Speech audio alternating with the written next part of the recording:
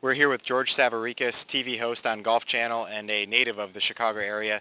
George, give us a little bit about your background growing up in the Chicagoland and how you got to your point right now with Golf Channel. Yeah, we'd be happy to. So started playing golf 2 weeks before Tiger won the '97 Masters. Was on a family spring break in the Florida Keys. Played some par 3 course. Tiger wins the Masters 2 weeks later. Had a couple buddies who played golf, so that was how I first got into it. And that summer I started caddying at Indian Hill. I had a pass to Wilmette golf course to play like twilight in the afternoons. So, and it had, like growing up, I played like baseball, football, basketball. Golf was a complete afterthought.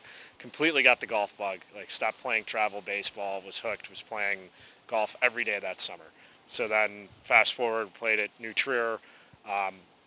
Was like a 4 or 5 handicap in high school. So it was like good enough to make the team. But I had a good friend of mine was Eric Meyerdirks, who played on the PGA Tour. He was one of my teammates. So never quite had my game to that level, but in high school, like worked at Wilmette, picking the range, was caddying at Indian Hill, Westmoreland, and then ultimately at the Glen Club for 6 years. So was always working in the golf industry. And then post-college, I always thought, like I was a broadcast journalism major, thought if I got into TV long-term that Golf Channel would be kind of a natural fit with my background. So it took me 6-7 years in the business to ultimately land there in 2013, and was fortunate enough they interviewed 8 or 9 people. I got the job, and now since then it's been kind of crazy how things have ended up covering the PGA Tour. Now I'm doing a lot of play-by-play work on the PGA Tour Champions, some on the PGA Tour. I've done the DP World Tour, LPGA Tour, basically every tour I've worked an event now, so it's been an amazing journey.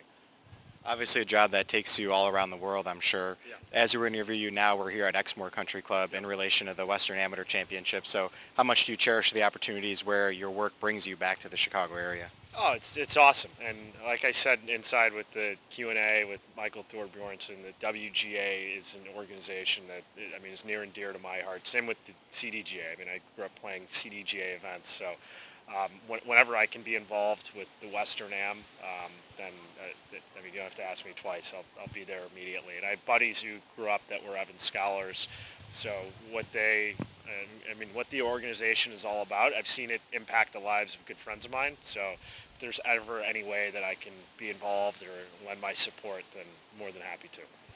Through your various travels and workings and things like that, as you talk to different broadcasters, players, what's kind of the reputation of golf in the Chicago area, out there amongst the golf industry? I'm like the biggest homer, so of course I'm banging that drum, and then you get in arguments and it's at Golf Channel will have this, and it's like some of the conversations that are best are the ones that never make air.